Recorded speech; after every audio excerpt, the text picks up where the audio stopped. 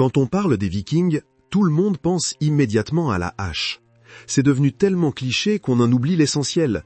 Ces guerriers du Nord possédaient un arsenal bien plus sophistiqué et diversifié que ce que Hollywood nous montre. Et certaines de ces armes ont littéralement redessiné la carte de l'Europe médiévale.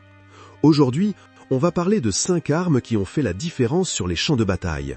Des armes qui ont permis aux Vikings de terroriser des royaumes entiers, de bâtir des empires commerciaux et de laisser une empreinte indélébile sur l'histoire mondiale.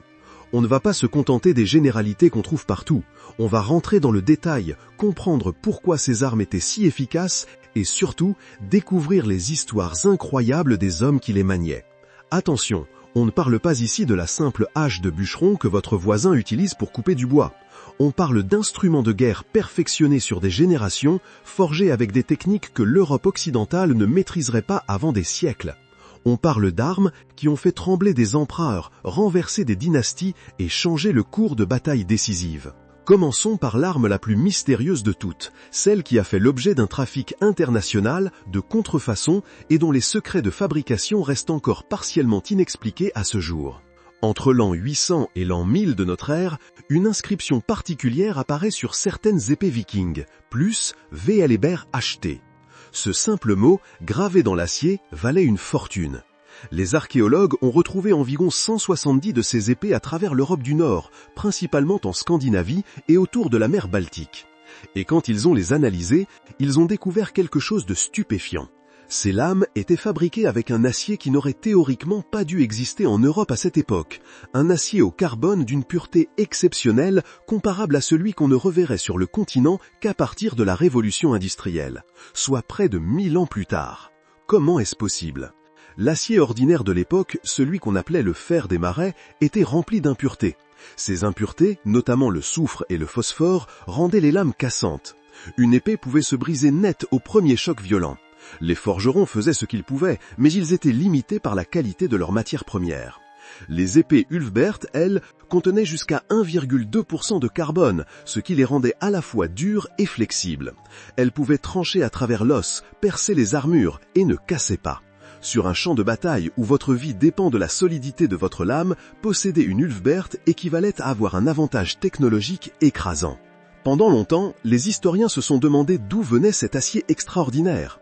La réponse se trouve à des milliers de kilomètres de la Scandinavie, le long de la route commerciale de la Volga. Les Vikings n'étaient pas seulement des guerriers, c'étaient aussi des marchands redoutables qui avaient établi des routes commerciales s'étendant de la Baltique jusqu'à la mer Caspienne. En descendant les grands fleuves russes, ils atteignaient les marchés de l'Orient où ils échangeaient des fourrures, de l'ambre et des esclaves contre des épices, de la soie et de l'acier. Cet acier provenait vraisemblablement d'Inde ou de Perse, où les forgerons maîtrisaient depuis des siècles la technique du creuset. Cette technique permettait de fondre le fer avec du charbon de bois dans un récipient fermé à des températures atteignant 3000 degrés. Le résultat, un acier d'une pureté remarquable, débarrassé de la plupart des impuretés qui affaiblissaient le métal européen. Les Vikings importaient ce métal précieux, puis des forgerons d'élite, probablement installés dans la région du Rhin, en territoire franc, le transformaient en lames d'exception. Le processus de fabrication pouvait prendre un mois entier. Chaque épée était un investissement considérable. Posséder une Ulfberht n'était pas donné à tout le monde. Une saga islandaise mentionne qu'une épée de qualité équivalait à la valeur de 16 vaches laitières. C'était une fortune. Seuls les guerriers les plus riches, les jarls et les nobles, pouvaient s'offrir de telles armes. Ces épées se transmettaient de génération en génération, accumulant de la valeur avec le temps. Plus une lame était ancienne, plus elle était prestigieuse. Les Vikings leur donnaient des noms, trancheuse de jambes, serpent des blessures, flamme d'Odin, faiseur de veuves. Ces noms n'étaient pas de simples fantaisies poétiques, ils témoignaient du lien profond qui unissait le guerrier à son arme. Dans la poésie scandinave, il existait des dizaines de façons différentes de désigner une épée, serpent de sang, torche de bataille, glace du combat. Cette richesse vocabulaire reflète l'importance centrale de l'épée dans la culture viking. Elle n'était pas qu'un outil de guerre, elle incarnait le statut social, l'honneur familial et la mémoire des ancêtres. Où il y a de la demande, il y a de l'arnaque, et les Ulfberht n'ont pas échappé à cette règle. Sur les 170 épées retrouvées portant l'inscription, les analyses métallurgiques ont révélé qu'environ un tiers étaient des contrefaçons. Ces fausses Ulfberht étaient fabriquées avec de l'acier ordinaire, bien moins performant. Les faussaires, souvent illettrés, commettaient parfois des erreurs d'orthographe, écrivant plus Veelebær HT au lieu de plus Velbert acheté. Pour un acheteur non averti, la différence était invisible, mais au combat, elle pouvait être fatale. L'historien britannique Alan Williams, spécialiste des armes médiévales, a analysé des dizaines de ces épées. Ses conclusions sont frappantes. Les vraies Ulfbert, celles avec l'orthographe correcte plus Velbert acheté, sont systématiquement fabriquées en acier de creuset de haute qualité. Les copies, elles, sont en acier ordinaire, parfois même de qualité inférieure à la moyenne de l'époque. On peut s'imaginer la terreur d'un guerrier découvrant en plein combat que l'épée pour laquelle il avait payé le prix de 2 années de récolte se brisait comme du verre face à l'arme de son adversaire. Un auteur britannique a décrit ce moment comme horriblement embarrassant en pleine bataille. Malgré toutes les recherches, l'identité d'Ulfbert reste un mystère. Le nom est d'origine franque, apparenté au prénom germanique Wolfbert. Certains historiens pensent qu'il s'agissait d'un forgeron légendaire, dont le nom est devenu une marque de qualité, un peu comme Champagne ou Bordeaux pour les vins. D'autres suggèrent qu'il pourrait s'agir d'un atelier, peut-être même lié à un monastère, qui aurait eu le monopole de la production pendant plusieurs générations. La présence de croix dans l'inscription plus Velbert acheté a alimenté l'hypothèse d'une connexion religieuse. Au Moyen Âge, les monastères étaient souvent des centres de savoir technique, disposant des ressources et des connaissances accumulées nécessaires pour produire des objets de qualité supérieure. Mais aucune preuve directe ne lie la fabrication des Ulfbert à une institution monastique. Ce qui est certain, c'est que le nom Ulfbert avait une valeur considérable. C'était l'une des premières marques de l'histoire, un label de qualité reconnu à travers toute l'Europe du Nord. Et comme toute marque de luxe, elle a attiré les contrefacteurs. Vers l'an 1000, la production d'épées Ulfbert s'arrête brutalement. Les archéologues n'ont retrouvé aucune de ces armes datant d'après le milieu du XIe siècle. Pourquoi ? La réponse se trouve probablement dans la géopolitique de l'époque. La route commerciale de la Volga, qui permettait aux Vikings d'accéder aux marchés orientaux, s'est progressivement fermée. Les troubles politiques dans les régions traversées, la montée en puissance de nouveaux États et les changements dans les réseaux commerciaux ont coupé l'approvisionnement en acier de creuset. Sans matières premières, impossible de fabriquer les lames légendaires. L'ère des Ulfbert s'est achevée, mais leur réputation a survécu dans les sagas et les chroniques. Et aujourd'hui encore, ces épées fascinent les historiens, les métallurgistes et les passionnés d'histoire qui tentent de percer leurs derniers secrets. En 2012, un forgeron américain nommé Richard Führer a tenté de recréer une Ulfbert authentique en utilisant uniquement les techniques qui auraient été disponibles à l'époque viking. Il lui a fallu 11 heures de martelage continu pour transformer le lingot d'acier en lame. L'expérience a démontré que la fabrication de ces épées nécessitait non seulement des matériaux exceptionnels, mais aussi un savoir-faire extraordinaire. On a dit en introduction qu'on n'allait pas parler de la hache ordinaire. Mais la hache danoise, c'est autre chose. Ce n'est pas la petite hache de travail que chaque viking possédait. C'est une arme de guerre spécialisée, conçue exclusivement pour le combat, et dont l'apparition dans la seconde moitié du IXe siècle a marqué un tournant dans l'art militaire scandinave. La hache danoise, qu'on appelle aussi broad axe ou long axe en anglais, se distingue immédiatement par ses dimensions impressionnantes. Le manche mesure entre 90 cm et 1,70 m de long. La lame, large et incurvée, peut atteindre 30 cm de tranchant. C'est une arme à 2 mains, impossible à utiliser avec un bouclier, ce qui en fait l'outil des guerriers les plus téméraires. Et contrairement à ce qu'on pourrait penser, cette hache massive est étonnamment légère. Les forgerons vikings avaient développé une technique appelée tunisleggin, forgée mince, qui permettait de réduire l'épaisseur de la lame à quelques millimètres seulement dans certaines zones. Une tête de hache danoise pouvait peser à peine 500 grammes, soit moins qu'une bouteille d'eau pleine. Cette légèreté permettait des mouvements rapides et des enchaînements mortels. Le guerrier pouvait non seulement frapper en arc de cercle classique, mais aussi exécuter des mouvements de coupe, des estocs avec les pointes de la lame, et même crocheter les boucliers adverses pour les arracher. Le 25 septembre 1066. C'est une date que tout le monde connaît en Angleterre, mais pas pour les bonnes raisons. 3 semaines avant la célèbre bataille d'Hastings, un affrontement tout aussi décisif s'est déroulé dans le Yorkshire à Stamford Bridge. Le roi norvégien Harald Hardrada avait débarqué avec environ 300 navires et des milliers de guerriers pour revendiquer le trône d'Angleterre. Allié au frère renégat du roi anglais Harold Godwinson, il avait déjà vaincu les forces du Nord à la bataille de Fulford et s'apprêtait à recevoir la soumission définitive de York. Mais Harold Godwinson a fait quelque chose d'extraordinaire. En 4 jours seulement, il a parcouru près de 300 km depuis Londres avec son armée, prenant les Norvégiens complètement par surprise. Quand les éclaireurs vikings ont vu l'horizon se couvrir de bannières anglaises, la plupart des guerriers nordiques se trouvaient sur la rive est de la rivière Derwent, sans leurs armures qu'ils avaient laissées sur les navires. C'est là qu'intervient l'un des épisodes les plus légendaires de l'histoire militaire. Un seul guerrier norvégien, dont l'histoire n'a pas retenu le nom, s'est posté sur le pont étroit qui enjambait la Derwent. Armé d'une hache danoise, il a tenu tête à l'armée anglaise entière pendant que ses camarades se repliaient et formaient leur ligne défensive de l'autre côté. Les chroniques anglo-saxonnes rapportent qu'il a abattu 40 soldats anglais avant d'être finalement tué. Comment ? Un soldat anglais a eu l'idée de flotter sous le pont dans un demi-tonneau et de transpercer le géant norvégien avec une lance, à travers les planches de bois. Ce délai a permis aux Vikings de former un mur de boucliers, prolongeant la bataille de plusieurs heures. Harald Hardrada a finalement été tué d'une flèche dans la gorge et l'invasion norvégienne a échoué. Des 300 navires qui avaient amené les Vikings en Angleterre, seuls 24 ont été nécessaires pour ramener les survivants chez eux. Mais l'exploit de ce guerrier anonyme illustre parfaitement la puissance dévastatrice de la hache danoise entre les mains d'un combattant expérimenté. Un seul homme, sur un terrain favorable, a retenu une armée entière. C'est le genre de légende qu'on inventerait si elle n'était pas vraie. À cette même époque, la hache danoise était devenue l'arme distinctive des Huscarls, la garde personnelle du roi d'Angleterre. Ces guerriers professionnels, parmi les meilleurs soldats d'Europe, avaient adopté l'arme de leurs anciens ennemis vikings et l'avaient perfectionnée. La tapisserie de Bayeux, ce document extraordinaire qui relate la conquête normande de l'Angleterre, montre clairement ces Huscarls en action.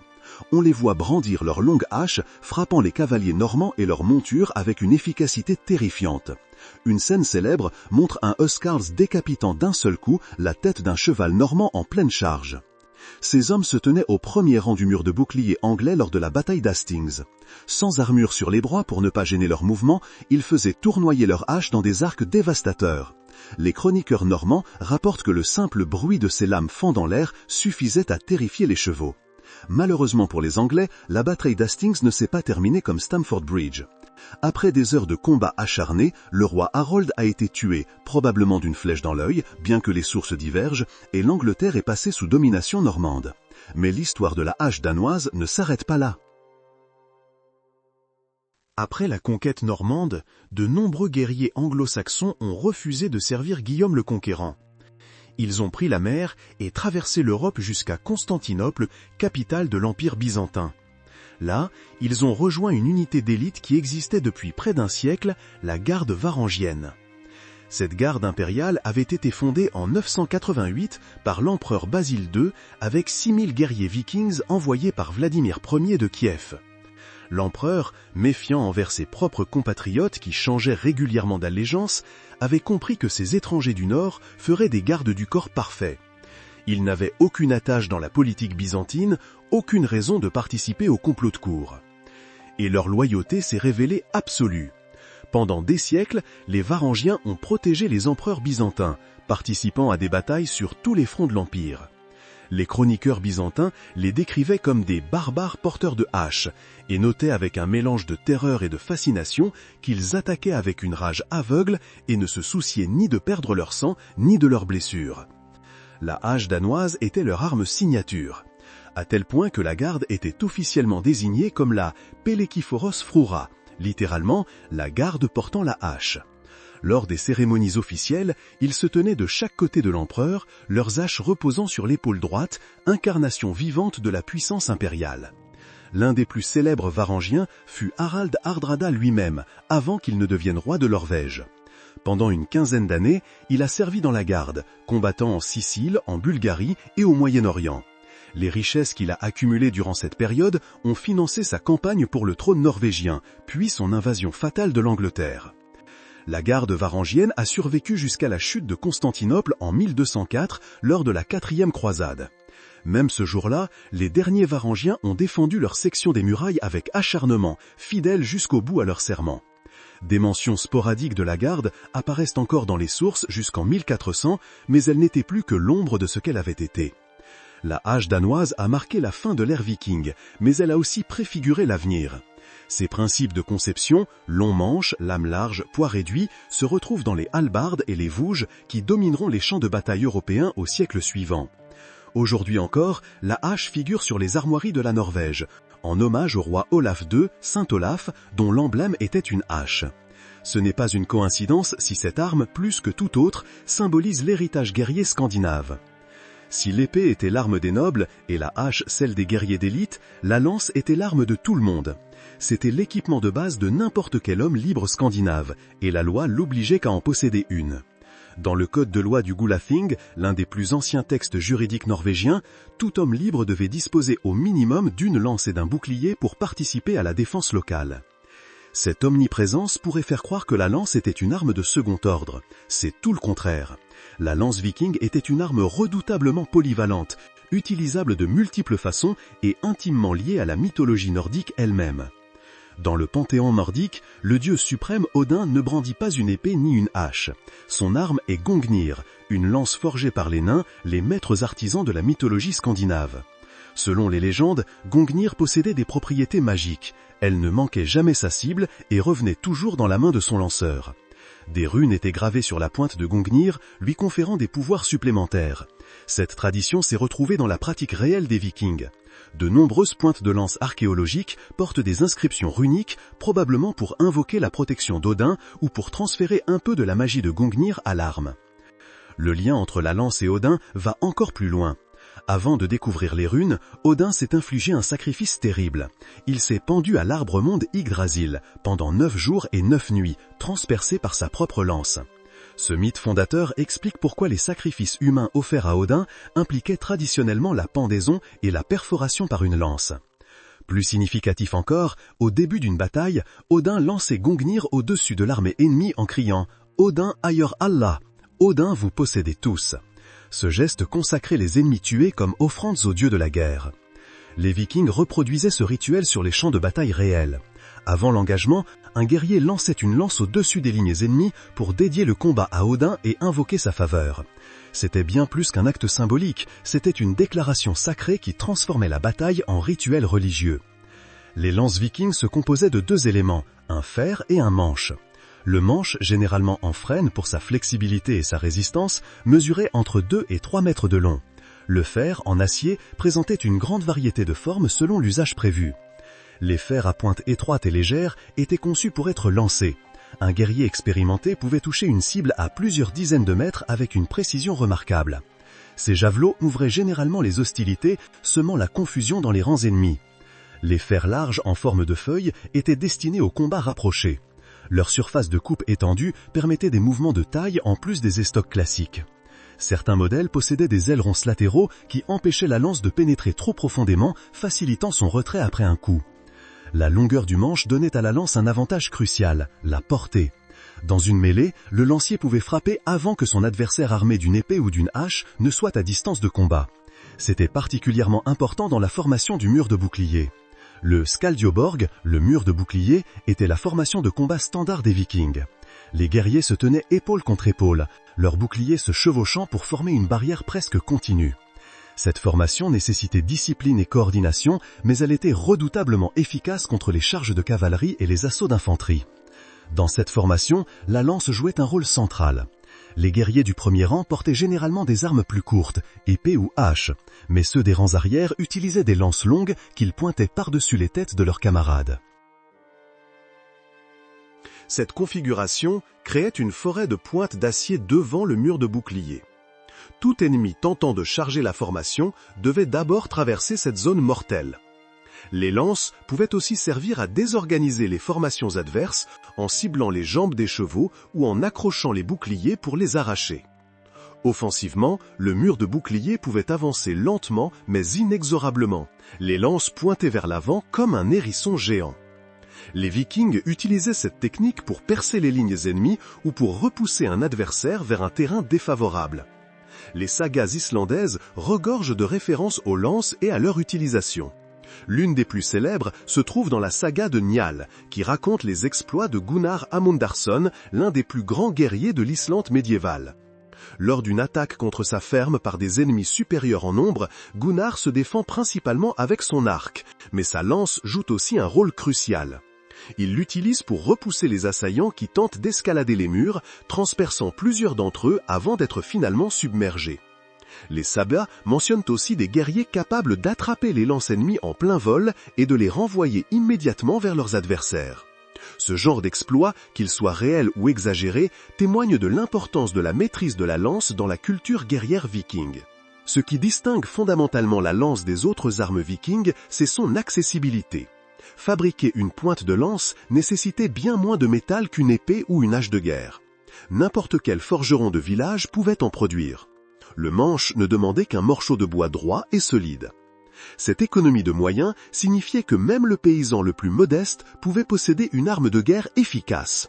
La lance était l'égalisateur des champs de bataille vikings. Un fermier bien entraîné à la lance pouvait abattre un noble armé d'une épée coûteuse si les circonstances jouaient en sa faveur. Cette démocratisation de l'armement explique en partie le succès militaire des Vikings. Leur société pouvait mobiliser rapidement des forces considérables, composées d'hommes libres armés et motivés, là où d'autres peuples dépendaient d'aristocraties guerrières plus restreintes. Le bouclier viking n'est pas vraiment une arme au sens strict. Mais l'exclure de cette liste serait une erreur fondamentale, car il était aussi important dans l'arsenal viking que n'importe quelle lame. Et contrairement à l'image passive qu'on peut en avoir, le bouclier viking était un outil de combat actif, utilisé aussi bien pour frapper que pour se protéger. Le bouclier rond caractéristique des vikings mesurait généralement entre 75 et 90 cm de diamètre. Il était fabriqué à partir de planches de bois légers, pins, tilleuls ou sapins, assemblées et recouvertes de cuir. Au centre, un umbo métallique protégeait la main qui agrippait la poignée horizontale située derrière. Cette conception à prise centrale est fondamentalement différente des boucliers à brassard utilisés plus tard au Moyen-Âge. Elle offrait une mobilité bien supérieure.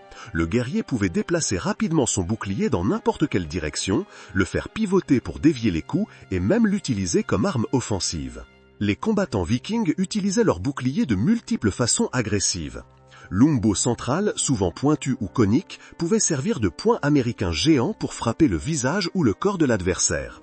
Le bord du bouclier, parfois renforcé de métal, permettait des coups de tranche aux effets dévastateurs. Les techniques de combat incluaient le shield bind, bloquer l'arme adverse avec le bouclier tout en frappant avec sa propre arme, et le shield punch, une frappe directe avec le bouclier pour déséquilibrer l'ennemi. Un guerrier habile pouvait aussi crocher le bouclier adverse avec le bord du sien pour l'écarter et créer une ouverture. Dans les sagas, plusieurs passages décrivent des combattants utilisant leur bouclier pour des manœuvres offensives. La saga de Njál raconte comment un guerrier a tué son adversaire en frappant son bouclier si violemment que l'autre a été projeté en arrière, perdant l'équilibre et exposant sa gorge à une frappe mortelle. En 1880, des archéologues ont découvert un navire funéraire viking à Gokstad en Norvège. À l'intérieur se trouvaient 64 boucliers, alternativement peints en jaune et en noir. Ces boucliers ont fourni des informations précieuses sur la construction et l'utilisation des boucliers vikings. La première surprise, ces boucliers étaient relativement minces, entre 7 et 10 mm d'épaisseur seulement. Des tests modernes ont montré qu'un tel bouclier pouvait être fendu par un coup de hache bien placé. Alors les Vikings utilisaient-ils des boucliers inefficaces? La réponse est plus nuancée. Les boucliers de Gokstad étaient probablement des boucliers de parade ou de cérémonie, plus fins que les boucliers de combat réels. De plus, même un bouclier mince pouvait être renforcé par une couverture de cuir qui n'aurait pas survécu au siècle d'enfouissement. Un autre bouclier, découvert à Trelleborg au Danemark, apporte un éclairage différent. Ce bouclier était recouvert de peau de veau, une protection supplémentaire qui ajoutait de la résistance et peut-être même une certaine protection contre le feu. Cette découverte suggère que les boucliers vikings bruts que nous retrouvons ne représentent pas nécessairement leur état opérationnel complet.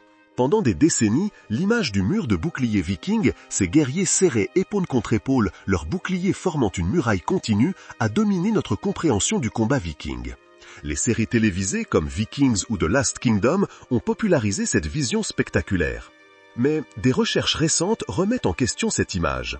L'archéologue danois Rolf Warming de l'université de Copenhague a mené des expériences avec des répliques authentiques de boucliers vikings et des armes de l'époque. Ces conclusions sont surprenantes.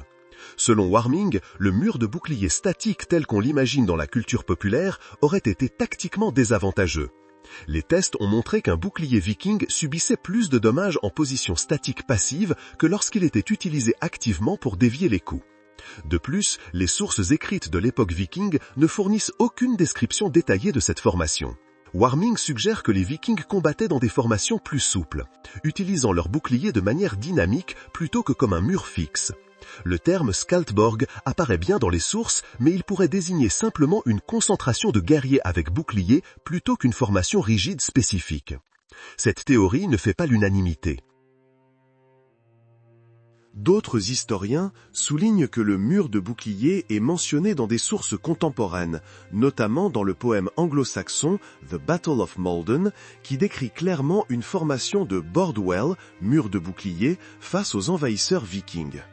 Le chroniqueur Abon de Saint-Germain, décrivant le siège de Paris par les Vikings en 885-886, utilise le terme latin testudo, tortue, pour décrire la formation des assaillants, une référence claire à une formation de bouclier serré similaire à celle des légions romaines. La vérité se trouve probablement quelque part entre ces positions. Les Vikings utilisaient certainement des formations de boucliers serrés dans certaines situations, défense d'une position, protection contre les projectiles, tout en adoptant des tactiques plus fluides dans d'autres contextes. Les boucliers vikings n'étaient pas seulement des outils de combat, ils servaient aussi de support d'expression identitaire.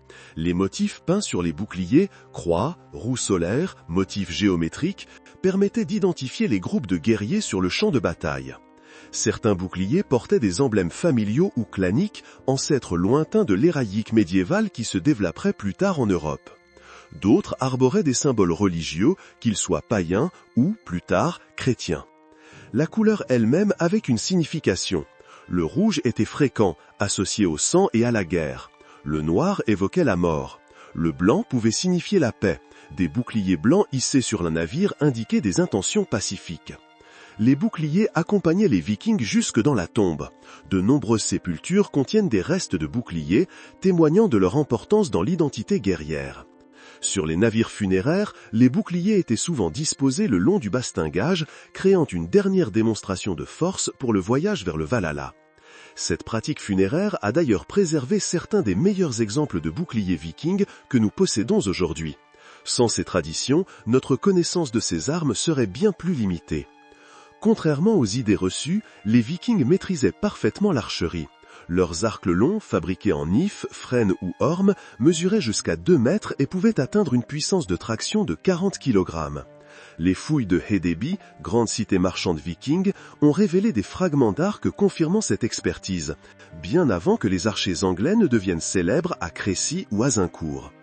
Sur le champ de bataille, les archers ouvraient les hostilités en décochant des volées de flèches, jusqu'à 12 par minute, pour désorganiser l'ennemi avant le corps à corps. Lors des combats navals, ils nettoyaient les ponts adverses avant l'abordage. Le siège de Paris en 885-886 témoigne de leur efficacité. Le chroniqueur Abon décrit des nuées de flèches s'abattant sur les défenseurs. C'est d'ailleurs une flèche qui a tué Harald Hardrada à Stamford Bridge en 1066, mettant fin à l'invasion norvégienne de l'Angleterre. 3 semaines plus tard, une autre flèche frappait Harold Hodwinson à Hastings. L'arc, arme modeste en apparence, décidait du destin des royaumes. Les Vikings utilisaient différents types de flèches. Pointe large pour la chasse au gros gibier, pointe effilée, bodkin pour percer les armures, et même pointe émoussée pour assommer le gibier sans abîmer la fourrure. Le dieu Ulr, archer divin et skieur accompli, témoigne de l'importance de l'archerie dans la culture nordique. Ces 5 armes, épée Ulfbert, hache danoise, lance, bouclier et arc, ont été les instruments d'une transformation historique majeure. Pendant 3 siècles, les Vikings ont dominé les mers, fondé des royaumes en Angleterre, France, Russie et Sicile, découvert l'Amérique avant Colomb et servi les empereurs byzantins. Cette expansion n'était pas le fait de barbares chanceux. Les Vikings étaient des guerriers professionnels équipés d'armes de qualité supérieure. L'épée Ulfbert illustre leur sophistication. Ils parcouraient des milliers de kilomètres pour acquérir le meilleur acier, employaient les forgerons les plus qualifiés et payaient le prix fort pour l'avantage technologique. Leur héritage perdure. La hache danoise a évolué vers les hallebardes médiévales. Les techniques de combat au bouclier se sont transmises aux chevaliers normands. Les principes métallurgiques des Ulfbert ont contribué au développement de l'acier européen. Et l'image du guerrier viking armé continue de façonner notre imaginaire. Impossible d'ignorer le sexe, ce couteau à lame unique de 20 à 75 cm, omniprésent dans la société viking. Son nom, signifiant couteau en vieil anglais, est à l'origine du mot saxon, le peuple du couteau.